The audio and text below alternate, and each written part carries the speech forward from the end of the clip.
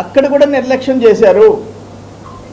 ఇవన్నీ మొత్తం 731 వెహికల్స్ ఉంటే 108కి 600 వెహికల్స్ కూడా పనిచేయలేదు. అంటే దాదాపు 100-150 వెహికల్స్ ఐడిల్గా పెట్టేశారు. ఒక అంబులెన్స్ రోజుకి 4 పేషెంట్ని చేర్చాలా అంటే ఎన్ని వందల మందికి అంబులెన్స్ అందలేదు.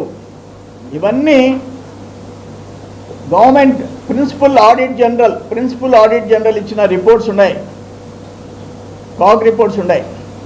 ఇప్పుడు విజిలెన్స్ కూడా ఎంక్వైరీ చేస్తుంది. నేను ఇక్కడ మాట్లాడే, శాసనసభలో మాట్లాడా. నేనేమంటానంటే, ఒక కొట్లాటలో 2 తగులు పడితే ఒక వ్యక్తి చనిపోతే 302 సెక్షన్ 302 పెట్టి జైలుకి పంపిస్తారు, మరణశిక్ష. ఒకవేళ అతను ఆవేశంలో 2 కొట్టుకున్నా, లేదు తెలిసి హత్య చేసిన సెక్షన్ 302 ఐపీసీ జైలుకి పోతారు. ఈరోజు ఇక్కడ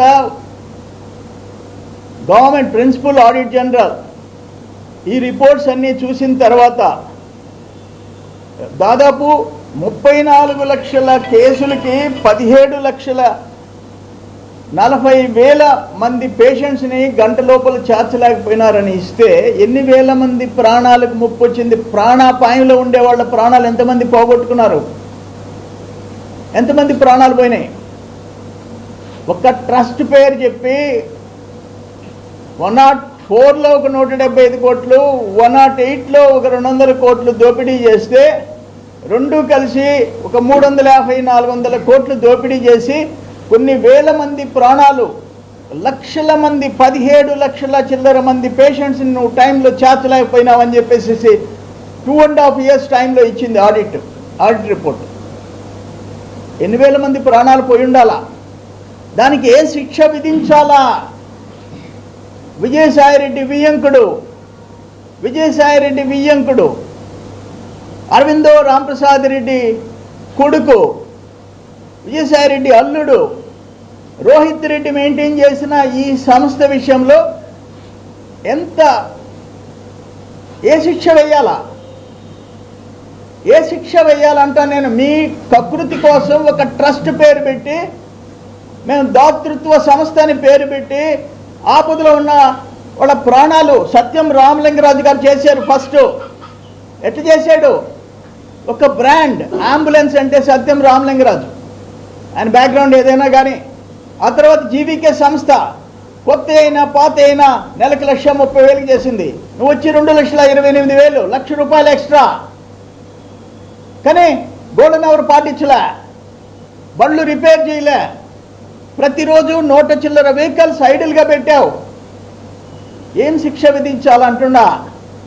ఒకరు చనిపోతే మరణ శిక్ష అంటే, ఒక్కరు మరణానికి 302 కింద జైలు శిక్ష అంటే కొన్ని వేల మంది ప్రాణాలు పోయేదానికి కారకులైన ఆ సంస్థ యాజమాన్యానికి ఏ శిక్షలు విధించాలని అడుగుతుండా? ఏ శిక్ష విధించాలా? మరణ శిక్ష విధించినా కూడా తక్కువే. ఏమి మీతో పాటు వాళ్ళ ప్రాణాలు సమానం కాదా? మీకేమన్నా స్పెషలా మీ ప్రాణాలకి? మీ 100,000 కోట్లు దోచుకునేదానికి చూసాం. అక్కడ కాకినాడ పోర్టు చూసాం.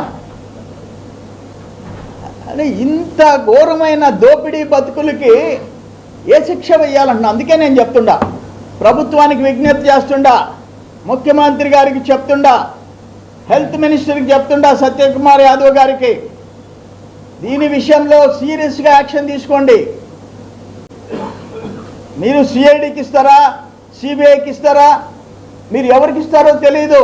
ఇంకొకసారి పేదవాళ్ళ ప్రాణాల జోలికి పోయి నిర్లక్ష్యం చేసే వాళ్ళకి ఇది ఒక లెసన్గా ఉండాలా, ఇది ఒక గుణపాఠంగా ఉండాలా. యాక్షన్ తీసుకోమని చెప్పి చెప్తున్నా నేను, సీరియస్ యాక్షన్. చూసాం నిన్న ఒక తహసీల్దార్ 25,000 తీసుకున్నాడు, అరెస్ట్ చేసేసారుగా 25,000కి. ఇంకా 104లో 175 కోట్లు, 108లో 200 కోట్లు ఏం చేయాలా? ఏమన్నా మీకు స్పెషల్ యాక్ట్లు ఉన్నాయా? మీరు విజయసాయి రెడ్డి వియ్యంకుడు కాబట్టి ప్రత్యేక చట్టాలు ఉన్నాయా? నాకు అర్థం కావటంలా. ఇది దురదృష్టకరం పరిస్థితులు, దురదృష్టం. సీరియస్గా ఉండండి, చండ శాసనలాగా ప్రవర్తించండి. ముఖ్యమంత్రి దగ్గర నుంచి గవర్నమెంట్ అంతా, అధికారులు ఎవరైతే తప్పు చేశారో వాళ్ళని శిక్షించండి, ఎవరైతే మోసపోయినారో వాళ్ళని రక్షించండి. నా డిమాండ్ అది.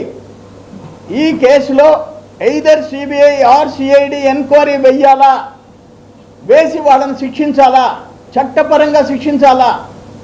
వదిలిపెట్టే కేసు కాదు ఇది. దుర్మార్గమైన కేసు, దుర్మార్గమైన కేసు. సినిమాల్లో విలన్లు చూస్తాం, సినిమాల్లో విలన్లు చాలరు. ఆ డైరెక్టర్లకి చేతకాల ఇటువంటి వాళ్ళని చూపించేదానికి.